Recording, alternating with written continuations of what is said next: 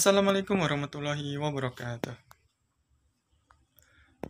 Aman ya, lagi-lagi aman lagi teman-teman buat Indonesia saat ini yang dimana pemerintah ini lagi gencar-gencarnya melakukan hilirisasi terkait sumber daya alam yang dimana pemerintah ini akan mengelola ataupun mengeksploitasi sumber daya alam secara besar-besaran untuk kemakmuran rakyat Indonesia katanya sih ya, tapi kita tidak tahu yang dimana beliau ataupun pemerintah ini mengatakan hilirisasi ini harus dilakukan, itu ya sangat penting dilakukan untuk pemerataan sumber daya alam dan perekonomian di seluruh Indonesia yang dimana seluruh Indonesia ini itu bisa merasakan terkait keberadaan sumber daya alam ini, kemanfaatan sumber daya alam ini, dan pemerintah ini itu mengatakan bahwa ada beberapa perusahaan gitu ya yang wajib melakukan hilirisasi apabila eh, pemerintah tidak gencar melakukan hilirisasi maka akan ada yang namanya kutukan dari sumber daya alam. Tidak tahu kutukan apa, yang jelas itu adalah statement yang tolol gitu ya teman-teman.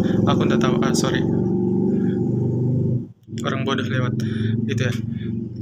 Nah gitu teman-teman, apabila pemerintah tidak melakukan hilirisasi maka akan ada kutukan, dan entah kutukan apa gitulah gitu, tidak tahu lah orang-orang ini tidak jelas, kayaknya dia yang kena kutukan gitu nah, tak jelas betul orangnya gitu kan.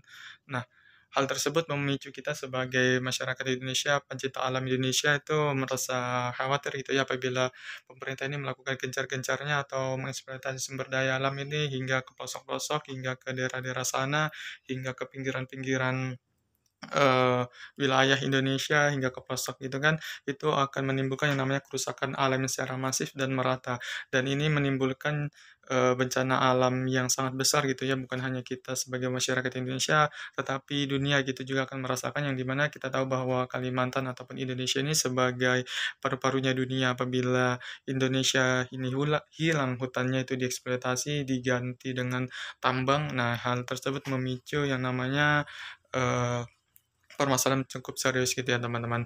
Nah, selain itu juga pemerintah juga memperbolehkan itu ya berbagai macam masyarakat, berbagai macam organisasi itu mengelola sumber daya alam termasuk batu bara gitu. Yang dimana ada izin khusus gitu ya, ataupun ada hak istimewa ataupun apa namanya bahasa kerennya gitu. Nah, eh, apa ya bahasa kerennya? Pokoknya hak istimewa gitu ya, bagi seluruh rakyat Indonesia untuk mengelola tambang, yang dimana hal tersebut akan diatur oleh pemerintah dalam pengelolaan tambangnya agar bisa lebih aman, agar bisa lebih kondusif, agar bisa lebih tertata dengan baik gitu ya.